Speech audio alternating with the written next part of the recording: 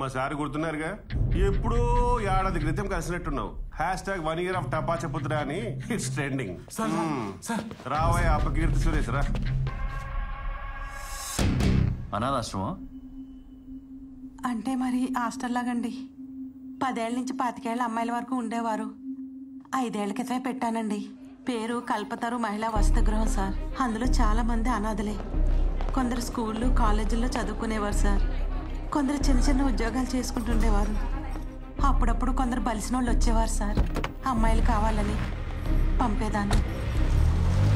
కొందరు తేలిగ్గానే ఒప్పుకునేవారు. కొందరు గొడవ చేస్తే బలవంతంగా ఒప్పించేదాన్ని సార్. మాకు ఇన్స్పెక్టర్ ప్రసాద్ గారు చాలా కోఆపరేట్ చేశారండి. ప్రసాద్ నీకు ఎలా తెలుసు? ఏదో ఫంక్షన్లో కలిసామండి. అప్పుడు నేను చాలా కష్టాల్లో ఉన్నాను.